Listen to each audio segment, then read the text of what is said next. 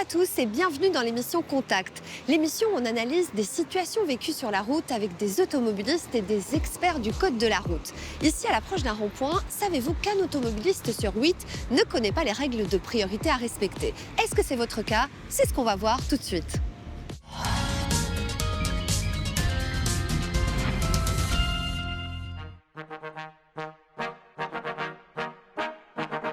Dites-moi un peu, chers experts, quelles sont les règles de priorité à l'approche d'un rond-point?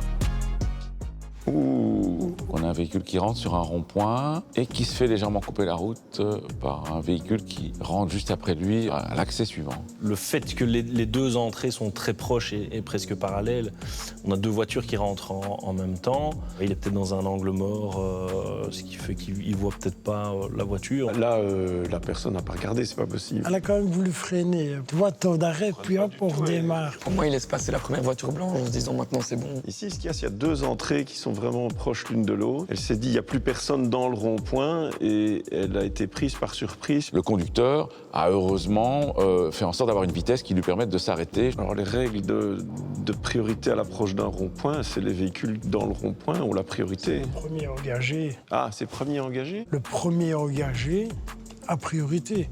Quand on s'approche d'un rond-point, on ralentit de toute façon, même si on a l'impression de loin qu'on va pouvoir s'insérer. Donc on lève le pied très très fort.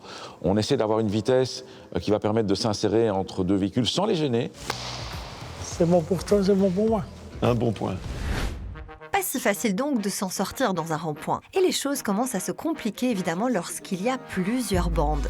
Alors quelles sont les règles de circulation dans le cas de ce nouvel extrait? Je connais bien ce rond-point, hein. Ah, ça va pas, tu vois, il veut sortir. Donc ici, on a un véhicule qui rentre sur la gauche d'un rond-point, probablement qu'il va en faire le tour ou les trois quarts. Là, il veut sortir et il ne peut pas le faire parce qu'un véhicule s'est inséré sur le rond-point. J'avoue que je bug. Mais je ne sais pas t'aider parce que je ne sais pas du tout non plus. C'est clair que bon nombre d'automobilistes ne connaissent pas les règles à respecter à l'intérieur des ronds-points. Hein. Il devait déjà aller sur la deuxième bande. Il ne devait pas rester au milieu. Exactement. Du coup, il a bloqué tout le rond-point. On ne sait pas si le conducteur a mis ses clignotants, évidemment, ici. Personnellement, moi je dois avouer que souvent c'est le cas, je reste sur la bande de droite. Sans moi, dans tous les cas, je prends toutes les bandes là. Oui, mais toi avec ton camion, d'accord. Mais une voiture. Je ne crois pas qu'elle puisse faire ça. Donc on va dire que c'est elle qui est en tort. Je te suis. Allez.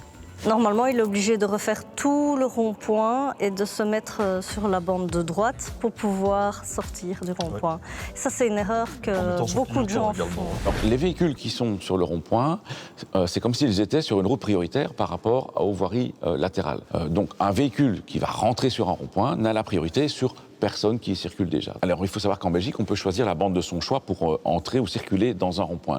Mais il faut savoir aussi que pour sortir d'un rond-point, il faut s'être au préalable rabattu sur la droite. 3 petits points à revoir dans le rond-point. Merci d'avoir suivi cette nouvelle version de Contact. On se retrouve la semaine prochaine. D'ici là, bonne route!